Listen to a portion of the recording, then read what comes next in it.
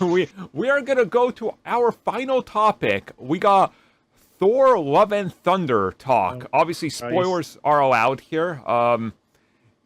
So where do we begin on this? Why do you not like fun, Armin? You don't like fun. God damn it. I want you to tell me why you think hitting babies is okay. I want you to tell me why you don't like this movie. Okay, so Mr. 7 out of 10, but I hate it. Okay, he's got to be careful because he might betray Adam here. That's true. Hold on, let me No. text Adam to see what my discussion points may be. He's got to go in the Boomer WhatsApp group. Right. You say WhatsApp group, and here I am using Skype because I'm too old to understand all the new text. So joke's on you. It's true. Just like Adam Yuri, I'm really sorry. I'm about to say nice things about Thor. Okay, so in my ranking of the entire MCU, out of 36 projects, it is placed at 28. So it's right next to Captain Marvel, which I do enjoy, and Iron Man 3, which I love. So here's the thing with Thor: Love and Thunder. I love Thor going on this adventure and having his friends along and all this, right? I love the Jane Foster cancer storyline and all that. When you mash them up, I'm okay with it. I'm not okay with the runtime being so rapid that I couldn't let either side sink in properly, for me to care. And this is kind of one of those things where by the end of the film, again, spoilers are allowed, so when Jane dies, I didn't feel that much because I felt like I didn't get to spend enough time with her in this film to make me care about her. If that makes sense. And that's the real big thing that holds back, because, don't get me wrong, I love Ragnarok. I talked about it in our rankings. The humor in that film, to me, it's Taika doing his thing, and it fits. And he does it here again, and I don't mind it. But just the weird mashup of I didn't care about Jane enough to the point where she dies, and I was like, oh. It didn't hit me, and I felt like that took away from the whole cancer killing her thing. It just didn't work for me on that angle. I wish we could have either gotten, 15 minutes more to explore that more in length, but not have such a balance of serious, it felt like a 50-50 movie to me, if that makes sense. 50% humor and space adventure, 50% cancer and relationship, and one couldn't really take over the other, so both just go enough to, the film ends, you're like, I didn't get enough of either. It's a weird thing to me, and I felt that more the second time I rewatched it, which the second time I liked it a little bit more, because I knew what was coming, in a weird way, and I liked what they did with Gore. Gore was my favorite part of the movie, so that's really it. I loved Gore, everything about him. Again, have you seen that? Apparently, it was a Feige decision to make the movie under 2 hours. Papa! Why? Why, Papa? What are you doing to me? Word for Wakanda. I guess he didn't want to stress anybody out with no! the movie. I told you, this week has been Kevin Feige becoming my Papa, and I'm turning into Vecna. What is he doing to me? I don't know. It's weird to me. I feel like something was missing for me in pacing wise. Nothing against much of the film. The only joke that didn't stick with me was the goats. I thought all the other jokes worked for me. The goats are funny. The goats. That was it came full circle. It was funny, then it got annoying, then it came back to being funny again. That's exactly where I was. It completely stopped. No one had made a sound at one point, and then they crash lands to the planet, and then it just erupts. That's the one I really found funny. I feel like if you could have done it maybe twice early on, and then not have it happen for a while, and then do it there, I would have been more impactful. But then there was that point where it's just it happens 3 times in a span of 5 minutes, and I was like, oh, it just doesn't stop, does it? That's the thing with goats. They're loud. Yeah. Listen, I said this in the Teen App review that we recorded yesterday. Loud noises are funny to me. I have an infantile sense of humor. I laughed every time, and I think I peed a little bit for when they crashed into the moon. It killed me. That's so funny to me. And again, I'm part of the problem. Loud noises are funny to me. That explains why you love Melissa McCarthy. That okay. No. I have mixed opinions on. That was my favorite part of the film. I'm not gonna lie. Her showing up as Hela. I was the annoying, obnoxious person who was laughing so loud people had to stare at. Like I did not expect that. Here's the thing, though. I will say for the something first like time, that. I she do made me like her laugh. in. I do like her in a moment like that. No, Yeah, I think same. Melissa McCarthy has legitimate comedic chops. Mm-hmm. I think the issue is that like people have tried to pigeonhole her into like a Chris Farley style look at the fat person fall down type stuff. Yeah. And they have absolutely taken the wind out of what she can be comedically. I agree. She's packing a lot of comedic power, and you can see that in some of her earlier work. But they have burned out the like, "Ooh, I'm fat. Watch me do a cartwheel." Yeah. That like, I'm sorry, like low key died with Chris Farley. Like, you just stop. It's not. But that's neither here nor there. No, I agree with that. And like, yeah, that's the thing. And I do want to preface this. Obviously, I think fans of the CBC know this when I talk about it. Thor as a character is my least favorite of the Avengers. It's my least favorite of the franchises. The only reason I love Ragnarok so much is because Taika saved Thor for me. And I think he does it here again, which is why I like this film more than the other Thor films. But it's like this weird thing, like, I just don't connect to that character at any level. Like, you know, everybody has that one character. Like, I know for many people it's like Ant-Man, or I know many of my friends do not connect with Doctor Strange. They're like, we just don't get that character, so it's not their character. For me, that's Thor. It's a, I don't know. It's just, I mean, I can't wait to watch the film again. So it's a weird relationship I have with it, but it's, yeah, I don't know. It doesn't hold my attention as much as the other films, to the point where you guys brought up the whole Korg thing. I was like, what the? Are they making stuff up? I was like, Korg has a baby? What? And I was like, oh, yeah. That quick 15-second scene, not even, at the end of the movie. I was like, yeah. Huh. That might have the best joke in the entire movie. That was pretty great, honestly. I figured it out yesterday, like what the joke was. I don't get how you did that. Like, I don't know how I missed it. It was so on the nose, like, and his name's Dwayne, and I doubled over. I doubled over in the theater. I haven't laughed that was what I can only describe as a House of Gucci laugh that came out of me. But no, I mean, I hear what you're saying. I don't know. Taika Waititi has this style with like people dealing with hardship. That really works for me because it feels superhuman. Where like, not superhuman as one word, like powered. It feels incredibly human, I should say. Where you will get the acknowledgement of thing is bad. I'm good. I'm dealing with bad thing, and then the rest of their behavior and the humor and all of that informs what's going on the inside. And it really works for me the way that like Jane will have like when we first see Jane and she's in the waiting room and she's like, you know, like clearly terminal. Yeah. Clearly terminal, and Darcy's trying to help her, you know, reality check, and Jane isn't having it. And like the rest of that humor, the rest of that can-do attitude, like, is forever supposed to be viewed with the backdrop of she has terminal cancer. This isn't good. And I think the reason why it works for me so much, Jane's arc specifically, is that like it is very Taika and it is very human to be like, well, I'm just going to keep doing the thing that feels good because acknowledging the other thing is just so earth-shattering to me. I can't process it. Yeah. And Thor does that a lot. Thor, like, that's a lot of what's going on with Thor's arc here. And I know, obviously, you know, in the Facebook group and everything, you and I have been going at it very playfully. But like that arc that Thor has of by the end of Ragnarok, that he is like kind of completely put together just in time to have his world ripped out from under him again, and in a more permanent way, that he's still recovering from Infinity War in this movie. Like Endgame was the beginning of him getting up off of his ass. This is that follow through, and that way that again feels incredibly human.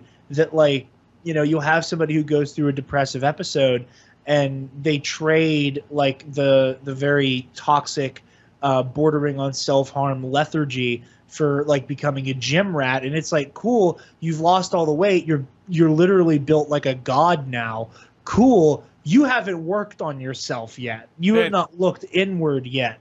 And teaching Thor, basically learning the, it's better to have loved and lost than not have loved at all lesson, and one of compassion, and seeing that edge he has softened, I think is really beautiful. Like, we talked about this in the Nerd Academy review yesterday, like, Thor going from decapitating Thanos and at the beginning of Endgame to adopting Gore's daughter, I think is like such a huge jump. And it also goes to more of those like Odin parallels, where like Odin adopted Loki, like it's very cyclical. And I love the parallels Thor shares with his father. I love seeing him become less vengeful and less aggressive and more compassionate. And I think that emotional core is what like really sells this movie for me. I totally get why you don't why it doesn't completely work for you, and I know that there's a little bit of kayfabe involved with how definitely much you're ripping it down. Yeah, it's my gimmick. But, I had to have a gimmick. Yeah. What I want to know is your guys' thoughts on why people were offended that Zeus was perfect. Yeah, he was an Zeus overweight was asshole. Zeus. That's what he was. And I'm like, that's what Zeus was in all myth. So He didn't look like that. He just walked out of 300. That's why. I mean, I saw the film obviously with a bunch of people I always go with, and they liked the film far less than me. And some of them were legit complaining about Zeus, and I was like, guys, that's Zeus. I don't know what you were expecting. Like, this is how he is ever. Like, unless he's portrayed as some sort of crazy, over-the-top, powerful god, which he was at one point in his life, but he got bored of that and said, yeah, I could just go slay women and have them, I'm gonna be exactly. It's funny about them not wanting Zeus not to be fat, and I'm thinking that you guys do know that Zeus would literally turn into a goose to try and shag a girl. So I don't know what your problem is at this point. Listen, I have no problem with his appearance. I loved it. I love that. Love it.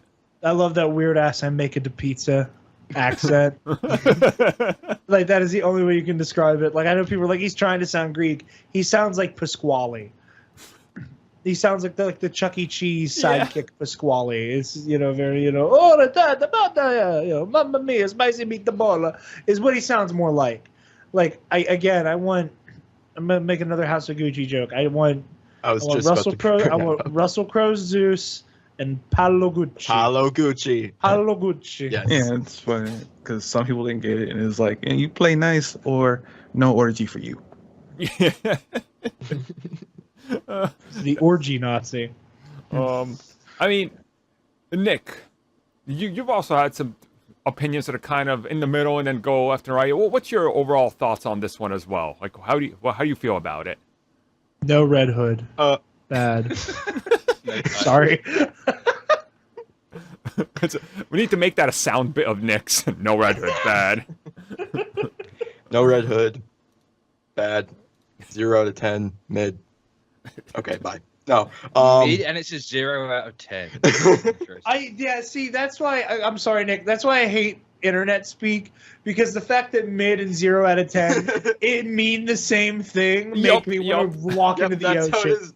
I want to walk into oncoming traffic because 0 out of 10 I have friends who say that. I actually have friends, and I'm like, so what? Like, we go out and see a movie and we're like, so what'd you think?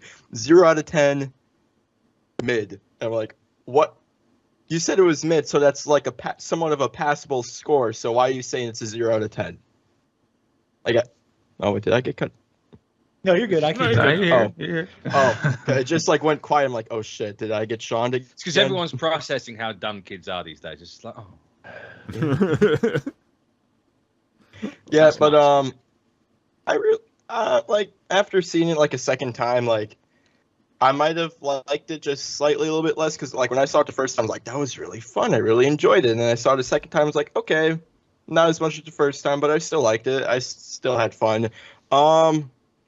I feel like I could have been fine if there was just like a little bit less jokes in the film and maybe less Korg and more gore and more Valkyrie.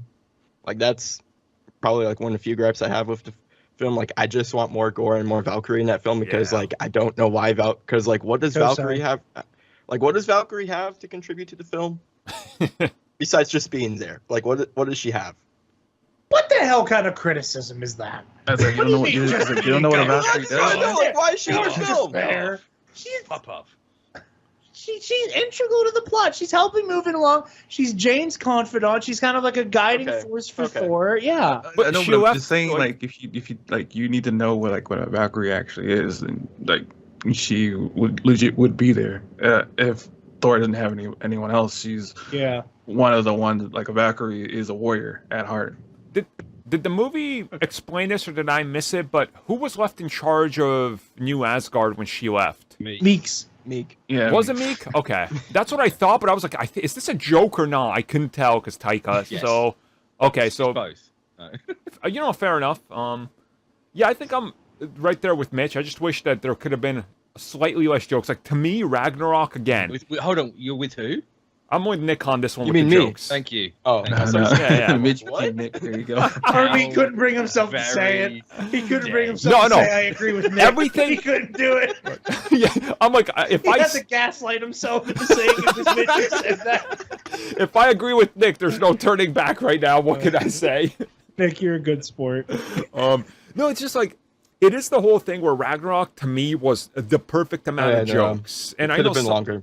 Yeah, that's the two complaints. Again, I think in due time when I watch it again, there's a high percent chance it's gonna stay right where it is, or maybe get bumped slightly up because I have to watch some of the films around it, which I always do when it's a newer film. But I like the jokes. It's a little less, but I get it for like a person for Thor who's still going through his coping mechanisms from his his experiences from the past couple of films, because one of the coping mechanisms is laughter, trying to play things off so you seem Yeah, that if you're you're okay. not laughing, you're crying. So. Yeah.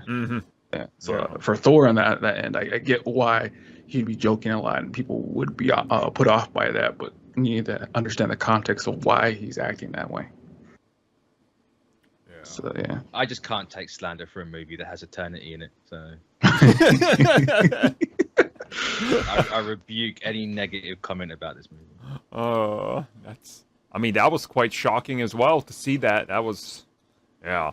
And I will say, because I haven't talked about this yet, and Jared brought it up, the whole he's going to be the adoptive parent and he's going to do it better than Odin and he's going to do this right and, raise her right. That to me was probably one of my top 5 MCU moments of all time. Like the ending of the film where he's like, Gore's there and he's like, yeah, I will watch her and raise her. And then he's doing his best. He's become a father figure. He's still having fun with her though.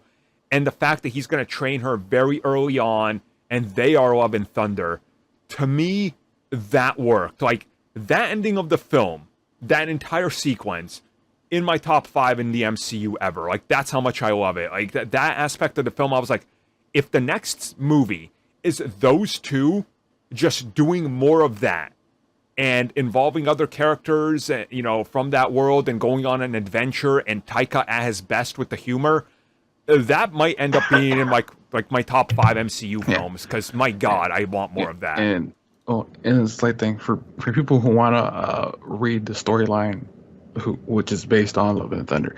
It's a really good story. Just one thing, towards the end, it goes a little bit different, as Thor doesn't adopt anyone because Gore's entire family doesn't come back. So I'm saying this entire thing is nowhere near the Jason Aaron run. yeah. It's got Gore and Jane in it, and that's about it. Yeah. Well, that and God's dying, but yeah. Yeah. Well, did they die? We didn't see any. Well, they had to die. You saw one at the start. I was gonna say, we saw, like, here's one? a slideshow of. There's dead also gods. the Like, what's it behemoth thing that's dead. Yeah. called? Or Thanagar or something like that. Yeah. Blackagar, Boltagon, something like that. Yeah, I know. Why you gotta do there was that guy in the beginning who got beheaded. Yeah. Yeah. So, 'cause that's my main problem with Gore. Right? I said this yesterday in the Teen Nap review. Like, he he has that one scene at the start, but then he's never really established as a threat to Thor. Yeah. I mean, he did stab Valkyrie. Yeah, but that's That was at it. the end of the movie. Okay, Though. okay. Like, there's no scene of like, oh look, Hela's here. Oh, she just broke his hammer. Well, I guess Thor's screwed. Yeah, like, there was yeah. nothing like that. For it's like I'm gonna poke you in the neck, like with the sword. He's gonna say it's sharp, and that's, I guess, the equivalent in this movie. It's like, just I mean, I would have liked him, like, being seen killing more gods, but I did like the overall character of Gore. Especially, his character's great. Like, it's especially purely when from a he's case talking of, with I just kids. want more of Gore. Like he, I really did adore the scenes where Gore was talking to the children and seeing like how his thought process is being warped, and it was actually pretty fun seeing him do that. I will say, like, one of the scenes that really, I think I was the only person in the theater that reacted to it, and I looked like Randy Marsh covered in semen, and that was when they showed Valkyrie, or like Sif in her like comic accurate look. I was legit like, my wife just looked at me, she goes, "Oh, that was the moment for you." I was like, that was the moment. That look and all that. And, Well, yeah. About that scene, what were your thoughts on the whole little joke where Sif said she was going to go to Valhalla, and Thor had to correct her, saying that you actually survived the battle? So, yeah. I thought so that scene was let itself down by how the pair of them were acting. Yeah. She has some weird line reading in that bit, and it's weird. Yep. One of my biggest gripes with the movie is, and this is very specific, and I'm still, I wish I got a chance to see the movie again so I could have more examples. And it's not even a humor thing. It's the way that this movie, way more than Ragnarok does, a lot of the dialogue feels like it's deliberately trying to spoof the way that Thor comics are written. Mm. And like the dialogue in those are written. Like, and the biggest offender for me is, Sif, you're missing an arm. There's something about that has that very or it feels like they're trying to do like a very pulpy, like think Princess Bride, but like way over the top kind of dialogue. Where like we're trying to make it sound old timey and fanciful and but like in a funny way. We're like, we're not going to try to put any bells and whistles on this. It's just going to be weirdly over the top. Have at thee, kind of thing. Or when I kind of got that when he was talking to Star-Lord as well. Yeah. I think the problem is that they're trying to make their speech pattern more normal than as that people automatically assume that that old Shakespearean speech pattern is still relatively, I guess, young and well, where other races think it's not anything out of the ordinary. So that's where it kind of seems like it's almost over the top, like it's just a widespread thing that aliens still, some alien species still talk in an old Shakespearean. Speaking of the speech patterns, though, it's kind of loosely related. But going back to the ending with the daughter, like Gore's daughter and Thor, can we have Thor do the "your birthright was to blank" in Thor 5? Like just completely mimic Odin, but then send it the other way. Yeah. Like just make that a joke. Like just give me that. I don't know. Like it's interesting because one of the things that's going to stick out, I think, is going to be interesting that really sticks out the second weekend is how much does it make at the box office, right? Because like Marvel films have been weird recently. They're very front loaded, but the drop off has been like, especially in the US, it's been rapid. And then international does decent with them. Again, people saying it needs to hit $1 billion to be a success. Where's that energy with every other single film in the world? Like, come on. No. Well, I think a lot of it has to do with that same track record is the problem with that. Yeah. I think part of it is, again, like pandemic box office is still very real. Mm-hmm. Don't let anybody tell you otherwise. The fact that there's been such a quick turnaround time for stuff to end up on Disney Plus, I think is absolutely a factor. Yeah. Yep. I think you have people who are going, this is not a Avengers Endgame level, earth shattering, No Way Home, good example again. where like I can maybe sit this one out, wait a month and a half, and it'll be on Disney Plus. Mm-hmm. You know, Yeah, or people like us who would like do repeat viewings, maybe go, okay, I got one in the can. I can wait until Disney Plus to rewatch this. I also think it's also story and character based because it's still Thor. It's not like it's Spider-Man or Batman where people would, even casuals would go see the movie more often than not because Ragnarok made like what 700 mil. I wouldn't be surprised if this makes like the same money as Doctor Strange did. And that was like what 900 as newly. Yeah, because I think like this currently it's sitting on Is that 490.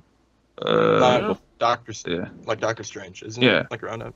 Yeah, because I think like currently it's like 450 million. I think. I will say, like, Tristan also brought this up in regards to the people that go see it.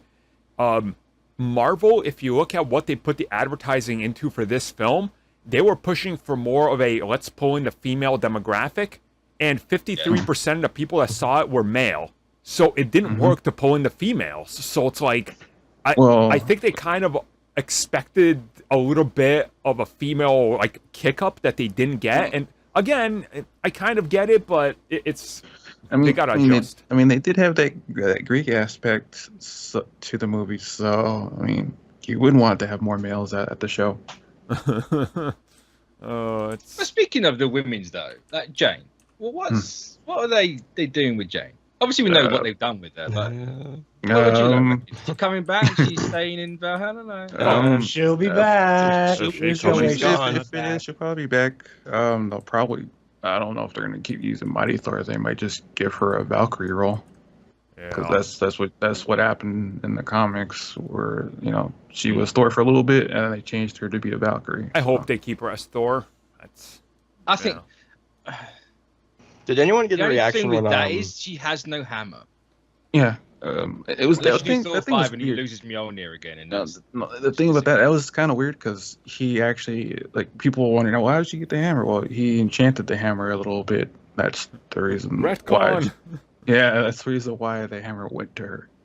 I wouldn't call that a retcon. I feel like a retcon is like where you're actively trying to like sneakily change something, and that's more just kind of like adding a page in the book, like that flashback scene didn't change. It's retroactive continuity, right? That is you're adding stuff previously in the present, so it retcon gets used for big, massive changes, like the parents are different or whatever for a certain character. Like, even though this is small, it's still a retcon. Just because it's retroactive. It's a little weird because we see another version of that later on in the movie where Thor empowers all the kids with the power of Thor for a limited time. So they wouldn't be Thunder Gods as well. And that same thing applies to the hammer and Jane, because he inadvertently said that he wanted the hammer to always protect her. And since she's not there anymore, I guess the enchantment got dispelled, and he has the hammer now. The question I have, was it a spell or was it the hammer making the choice? It depends if they want to. Because these things have emotions. This movie. That was the one part that was the one thing that made me go, oh, what? Like, I did not like that part. Because they're playing off, what was it? The current. Yeah, the guy, like, especially with the current run where the hammer or the power inside the hammer is alive and it can choose whatever it wants. So if they're going to play that, it'd be pretty interesting, especially with what Taika had with the scenes with the other weapons where they had apparently personalities and sentience. Seeing Stormbreaker's a petty bitch, like coming out of nowhere all of a sudden and saying, "What'd you say?" Stormbreaker wants your passwords.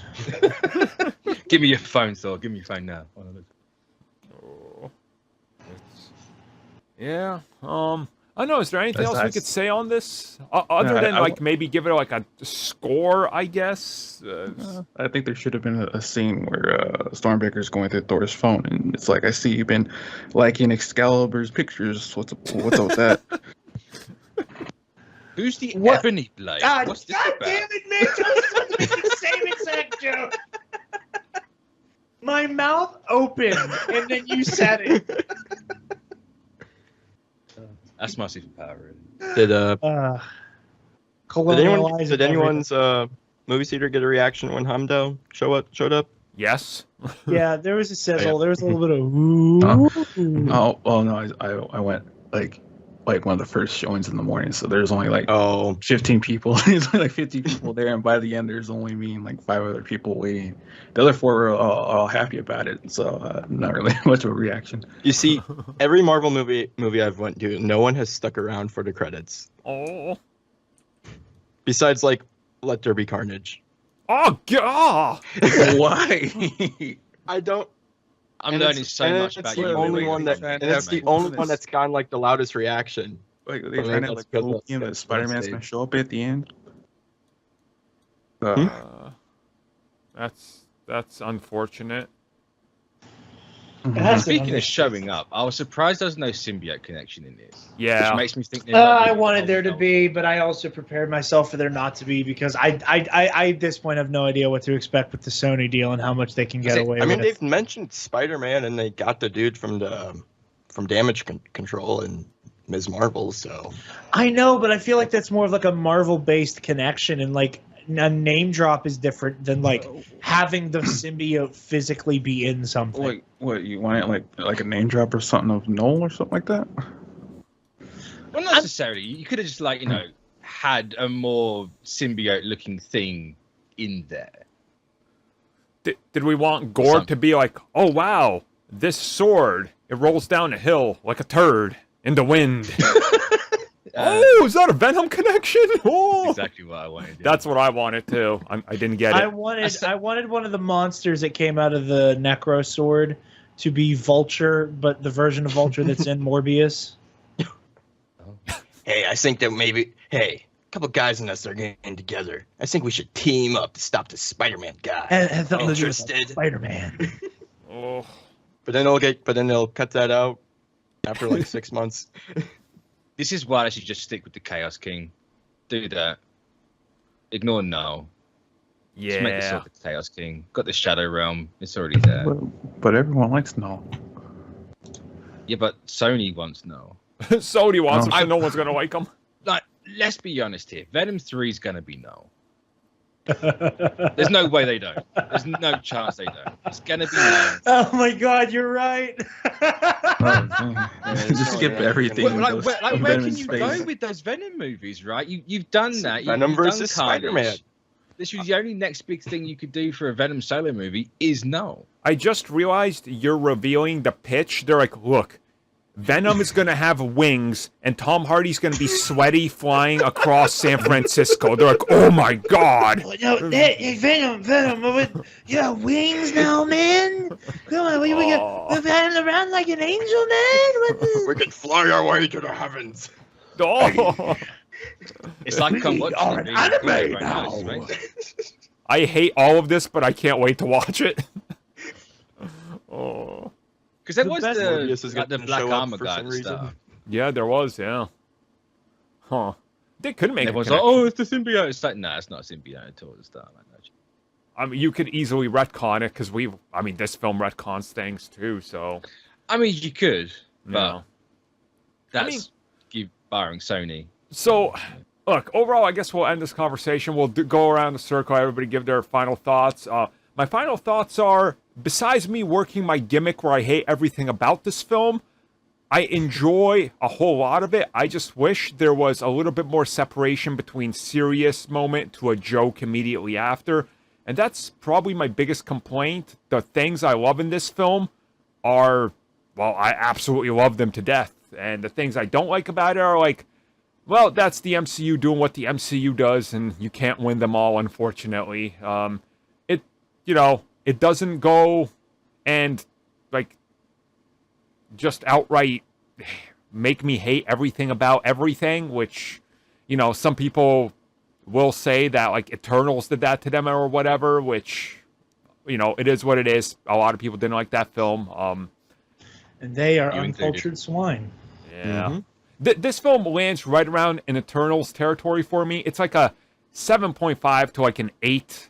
It's right there for me. I do not mind rewatching it. I'm actually excited to rewatch it for when we do the audio commentary and seeing how it's going to be on Disney Plus rather quick, just like Doctor Strange. I can't wait to rewatch it again. That's kind of just where I'm at. I think the film's probably going to grow on me more and not be like Guardians 2, where Guardians 2, I legitimately don't want to rewatch it ever. So, yeah. Mitch, what's your feelings on it? Well, first of all, I think you just stop lying to everyone and actually admit it's not a bit. No. Well, okay, fine.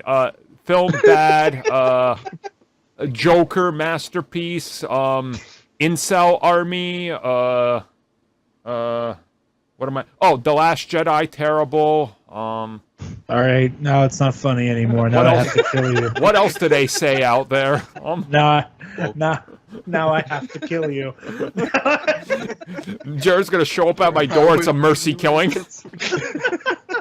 Please do, because my feelings are already hurt enough. I'm gonna be like Sabretooth in X-Men Origins Wolverine.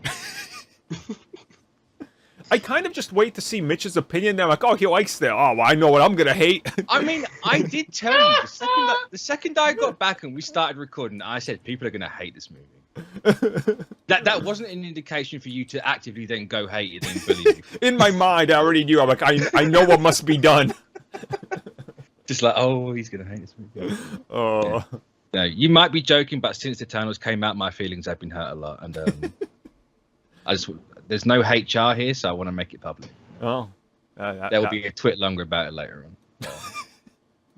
Yeah, I think I enjoyed it. It's that eternity moment's like one of my favorite things Marvel's ever done, just because he's just sitting there like he should, and he's a beautiful spacey boy. But if I had to give it a score, probably it's about a 7, I reckon. I enjoyed it. There's a lot to like about this movie than dislike personally, so yeah. And you'll find out where I rank it when we do the members thing. Ah, see, there we go. I guess Tristan, thoughts? Oh, I liked it.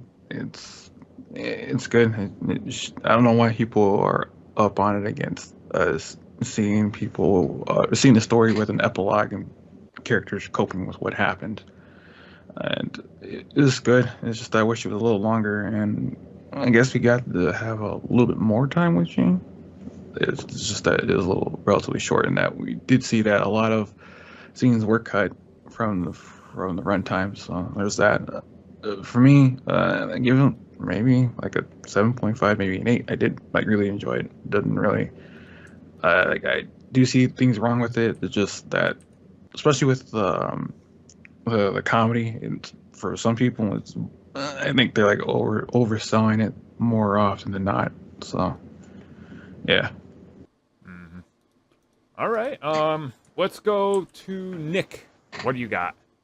Yeah, I really liked it. It's again, could have been longer, could have had less jokes, maybe touch up on obviously it's not their fault because Marvel was rushing them, but maybe just touch up on the visual effects just a little bit more. You went this entire damn show without mentioning CGI. Let me just say, I don't blame them. All right, they were rushing it, but I don't blame them. They were doing the best they could do. And yeah, I really liked it. It's fine.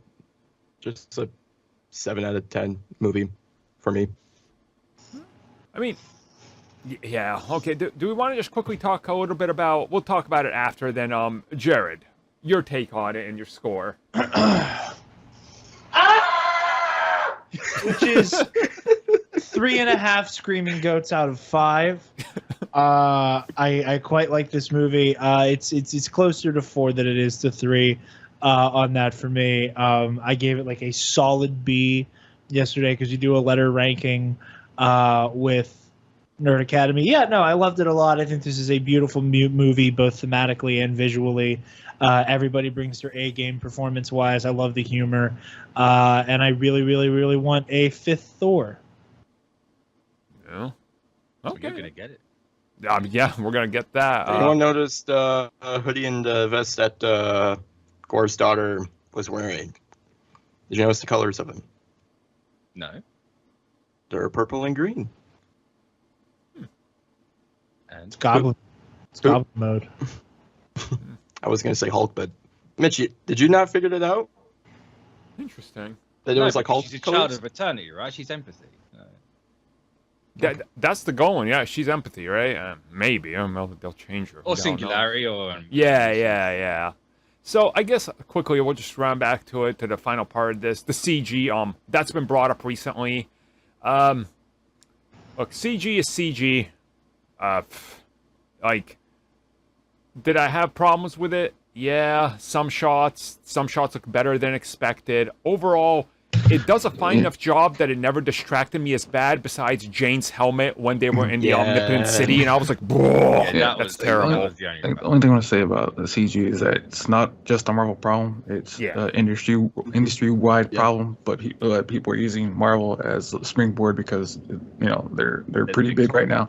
Mm-hmm. So yeah, just let that out there that the whole everywhere it's pretty bad. VFX artists need to unionize, and as much as I love the steady march of content from Disney Plus and from Marvel and Star Wars as a whole, I don't think it would be terrible if we staggered these out just a little bit more. Yeah. A, for production quality, and B, I just think it's a little bit too much. Like, I don't know. Maybe I don't know. I just it needs something needs to give here, and treating these artists, putting them into a VFX sweatshop, definitely isn't it. And I implore these artists to unionize and maybe even strike, and force the hand of studios to treat them with common human decency. Speaking of CGI, I round of applause for the golden shower jokes that no one's talking about in this movie, because that was every time there is blood, it is gone. Well, I guess that's gonna end it then for I don't everybody. want to be reminded of R. Kelly. That's why. What made you even think and say that, Mitch? I'm perplexed. Because blood's not gold, and I just remembered it because I was just thinking about the movie. I was like, the golden showers in the movie everywhere. I mean, it was an interesting way to get all that kind of gore in there by everything being gold. Yeah. Also, Twitch didn't hear that because I muted myself again, so I apologize. The running thing? What a movie. So there it is. That's our 40-plus minute discussion on Thor: Love and Thunder. Obviously, we talked about various things. There'll still be plenty more to talk about, as there will be more interviews, info drop, and obviously the commentary from the directors that will drop. Then we'll get a bunch more stuff. But overall, it's a movie. Fans seem to be divided. The score was somewhat divisive, but overall, it's not a rotten film by any stretch of the imagination. And I've seen some people that are like making out to be literally the worst MCU or the worst Marvel film, and I'm just like, guys, half the Fox library, half the Fox library of Marvel movies exist, okay, and all the Sony movies recently. So and the Incredible Hulk is right there. No. Okay, that's a bit mean. No, it's the worst one. No. Come on, Guardians 2 exists. Come on. Hey, okay. I mean, I've done my rankings and I put that above Hulk. Yeah, that's true. Guardians 2 is one of those movies where it's like, I don't think it's a bad movie, but it does not work for me. Yeah, that's it. Yep.